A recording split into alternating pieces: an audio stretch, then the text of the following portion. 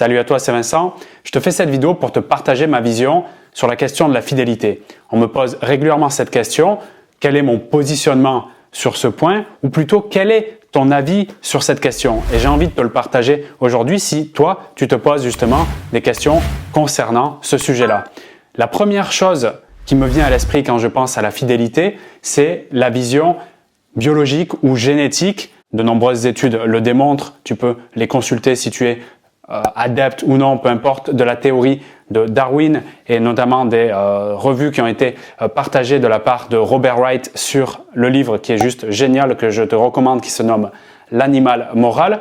En tout cas, de ma propre conviction, sans avoir travaillé sur une théorie comme l'a fait Darwin, mais plus par l'observation et l'expérience, que l'être humain, hommes et femmes confondus, a besoin de se reproduire un maximum de fois pour perpétuer l'espèce. Ça, c'est sur la partie donc génétique et biologique.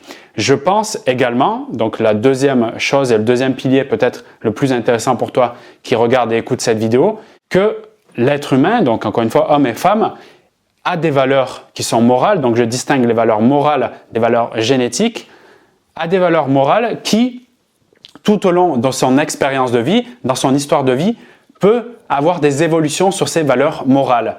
Ces valeurs morales qui peuvent être d'un premier temps et surtout introjectées par le cercle familial, le premier environnement dans lequel un bébé, un enfant, puis un adolescent et un adulte va évoluer, puis tous les cercles qui vont tourner autour de lui, que ce soit l'environnement professionnel, etc. Et toutes ces valeurs vont lui être proposées, la plupart vont être enregistrées inconsciemment, et il va décider, consciemment ou non, dans son expérience de vie, s'il accepte ces valeurs, qui sont fidélité par exemple, liberté, indépendance, respect et d'autres valeurs. Et il va décider donc tout ce lot de valeurs s'il les accepte et s'il les incarne. Ce qui va montrer d'ailleurs s'il incarne plus ou moins ces valeurs, c'est tout simplement le bien-être qu'il va ressentir dans les actions et les choix qu'il fait dans sa vie. Donc tu l'as compris dans ma vision, cette valeur morale qu'on nomme la fidélité va être acquise tout au long de l'expérience et acceptée ou non. Et l'histoire de chacun, c'est là où moi je fais la différence par rapport à la fidélité, qui est plus la fidélité, si tu veux, affective à une personne, de m'engager sur les sentiments que j'ai avec lui et de lui devoir le respect d'être et de conserver cette relation, cet engagement affectif et amoureux, donc avec le distinguo de la polygamie qui est plus sur différents partenaires sexuels dans un aspect et un objectif de reproduction. Donc je fais le distinguo entre l'affectif, la fidélité et la polygamie qui est plus sur le côté donc sexuel. Ok? C'est pour moi deux différences importantes. Mais restons sur la fidélité et ma vision. Donc cette valeur va évoluer comme toute valeur, qui peut être le partage, le respect ou l'indépendance ou de nombreuses autres valeurs, selon l'expérience de chacun. Et je vais te prendre un exemple ici pour être plus clair. Imagine un homme dans sa vingtaine qui est en couple avec une femme, donc dans une relation de type traditionnel, donc monogame, et qui soudainement, pour X raison, commence à sortir et rencontre d'autres femmes et trompe, si on peut dire d'un langage connu et simple à se comprendre, trompe sa première copine. À ce moment-là, il n'est plus fidèle. Il peut continuer à le faire et découvrir plus tard que ça va lui coûter cher sur le plan affectif, donc de sa relation, parce que cette femme, cette première femme qu'il aime, mais qui se sent trahi, va le quitter. C'est là qu'il va découvrir, par le fait que sa copine le quitte, que la valeur fidélité, qui était peut-être en bas de la liste dans sa vingtaine, au début de la relation, va remonter dans son top priorité, pourquoi pas en première valeur. Et dans ce cas-là, en conscience, il va se dire que la priorité pour moi, parce que j'ai tellement souffert de mes actions précédentes et de ce que ça a entraîné dans cette rupture, j'ai découvert que j'aimais encore cette fille-là, eh bien cette valeur va être une priorité pour lui, comme toute personne qui a une valeur prioritaire va vouloir agir dans ce sens, l'incarner, c'est son drapeau, d'accord? Et ce drapeau-là, qui est nouveau pour lui, ça va être pour les personnes qui le connaissaient avant peut-être étonnant de le voir entre guillemets, je dis entre guillemets pour les personnes qui le connaissent, l'homme fidèle, mais pour lui ça va être vrai, ça va être sa nouvelle réalité et aspiration et il va peut-être dans sa trentaine et par la suite vouer toute sa vie à avoir une relation type monogame, fidèle, traditionnelle et il va être fier et heureux comme ça à développer sa famille.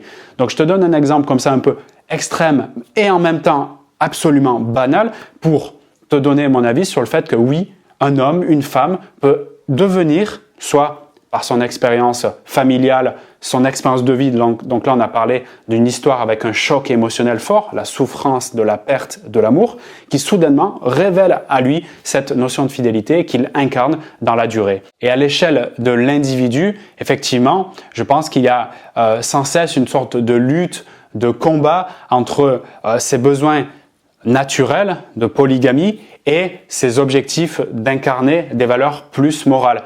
Mais je crois, peut-être je suis idéaliste dans cette vision du monde, que comme les besoins naturels, il y en a d'autres, là on parle de survie, reproduction, mais il y en a d'autres comme le besoin de pouvoir, de statut social, de dominer, d'explorer le monde, de prendre de l'information. Et je te renvoie à ce fameux livre qu'on va mettre tout de suite à l'écran qui te ramène justement à la compréhension de comment fonctionne notre striatum comme il le nomme. C'est quelque part notre circuit de récompense. Quelles sont les choses ultra importantes pour un homme à nourrir pour lui donner l'impression d'évoluer. Donc on aura 5 grandes choses. Donc c'est sur ce livre, tu le verras. Donc ça me revient, c'est le livre de Sébastien Bowler.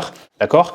Et pour revenir à la vidéo, donc au contenu sur la notion de fidélité, on a cette lutte entre ses besoins et ses valeurs. Et moi, je crois que nous pouvons dépasser ce besoin viscéral de polygamie pour s'accorder avec des aspirations fortes et profondes que sont ces valeurs d'incarner plus de fidélité. De nombreux exemples, peut-être autour de toi, peuvent l'attester, comme tu vois des couples qui ont 40, 50 ans, 60 ans d'âge et qui sont toujours restés ensemble. Moi, je crois à cette idée de l'amour fidèle. Je ne dis pas que c'est facile, que c'est simple, mais je crois à cette forme de, parce que la clé pour y parvenir, selon moi, c'est ça, à cette forme de sagesse, d'intelligence du cœur qui dépasse ce besoin viscéral de procréer absolument, quand justement tu as cette conscience que tout est déjà là, tout est déjà OK.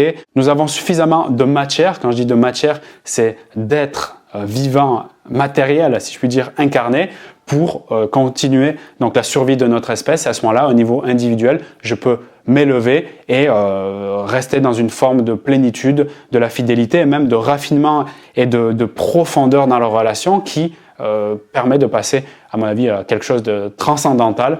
Donc, tu vois, j'élève le truc jusqu'à un niveau spirituel. C'était vraiment l'intention de cette vidéo, de te partager ma vision comme ça un peu à chaud, suite après un échange justement que j'ai eu en coaching sur ce sujet-là. Si tu as envie de me faire part de ta vision, de ton expérience par rapport à ce sujet, eh bien, tu peux le partager dans la zone directement en commentaire. Si tu as envie que je t'accompagne personnellement pour un coaching privé, tu peux regarder dans la description de cette vidéo, tu as un lien pour réserver ta place, après avoir bien sûr validé toutes les conditions. Moi, je te retrouve dans cet espace-là privé et confidentiel également pour de prochaines vidéos sur la chaîne YouTube. Salut à toi!